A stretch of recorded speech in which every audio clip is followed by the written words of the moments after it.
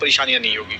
तीसरी बात यह है कि जो 2459 प्लस 1 मदरसे हैं, उनमें से जो 1646 ऐसे मदरसे हैं जिनको अब तक ग्रांट नहीं मिला है। दोस्तों, बिहार राज्य मदरसा शिक्षा बोर्ड की ओर से एक बड़ी खबर निकलकर सामने आ रही है, जिनको कि मैं अब तमाम साथियों के सामने रखना चाह रहा हूँ। इनमें 3 बातें हैं जो कि बताई गई है। अब ये कौन-कौन सी 3 ऐसी बातें हैं जो कि बताई गई है, आपको जानना भी बेहद ज़रूरी है। दोस्तों, आपको मैं बता दूँ कि अपने बिहार के अंदर जो अक़लियती कमीशन के जो चेयरमैन साहब हैं गुलाम रसूल बलियावी,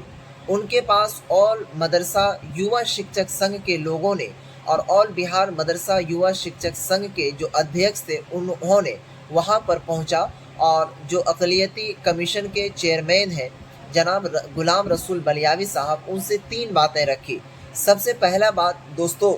मैं आपको हर स्टेप वाइज बताने की कोशिश करूंगा, इनको सुनिएगा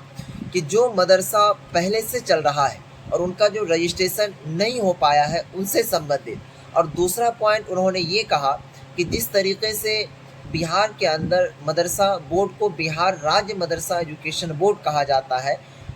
और इसके अंतर्गत जो मदरसे चलते हैं इनको अल्पसंख्यक में पुट करने के लिए, अब इनको अल्पसंख्यक में पुट करेंगे तो क्या बेनिफिट होगा, उन्होंने वो भी बताया। उसके बाद जो तीसरा अहम पॉइंट था कि जो 2459 प्लस 1 कोटि के मदरसे हैं, इनका जो एक पार्ट है 1646 मदरसे जिनको कि अब तक बिहार सरकार से ग्रांट नहीं मिल पाई है, इनसे संबंधित। आइए दोस्तों, आपको पहला पॉइंट मैं बताऊं कि जब उनसे ये बातें बताई गई जो कि अक़लियती कमीशन के चेयरमैन हैं जनाब गुलाम रसूल बलियावी साहब, कि जो मदरसे पहले से चल रहे हैं उनका जो रजिस्ट्रेशन नहीं हो पाया है, इनको आप रजिस्ट्रेशन दिलवाइए। तो उनका जवाब आया कि बिल्कुल आपने हमारे संज्ञान में दिया है कि जो मदरसे पहले से चल रहे हैं उनका रजिस्ट्रेशन अब तक नहीं हो पाया है, तो उनको मैं रजिस्ट्रेशन दिलवाने का काम चेयरमैन साहब के मातहत और बिहार सरकार के जो मुख्यमंत्री जनाब नीतीश कुमार है उनसे मैं करवाने की कोशिश करूँगा।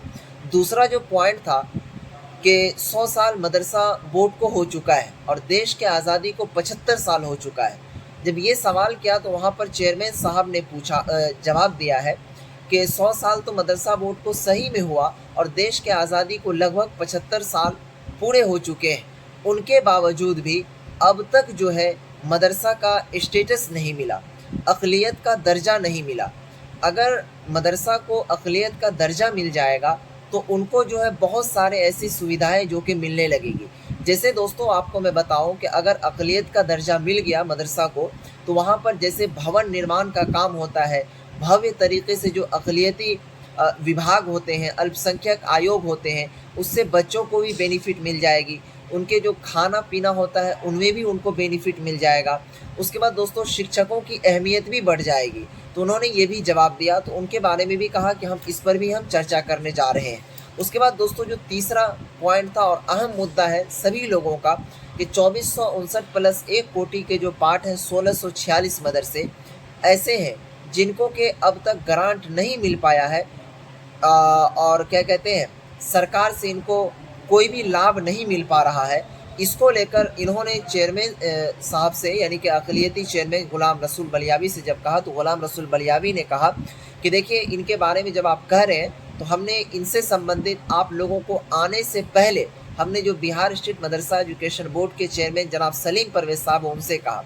तो उन्होंने मदरसा बोर्ड के जो चेयरमैन हैं उनका जवाब ये आया कि आप लोग जो है मुकम्मल तौर पर हर चीज़ को प्रूफ के साथ लेकर तैयार हो जाइए और 2 से 3 से 4 रोज़ के अंदर आप हमारे ऑफिस आइए और हम सब मिल करके मदरसा बोर्ड के जितने भी रुकनदा है वो सब मिल करके जो बिहार के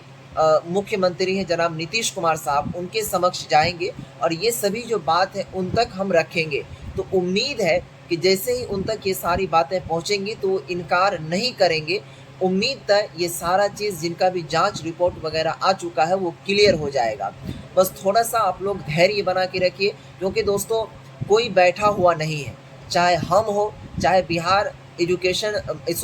मदरसा बोर्ड के जो कारकुन है रुकनदा है वो सभी लोग इस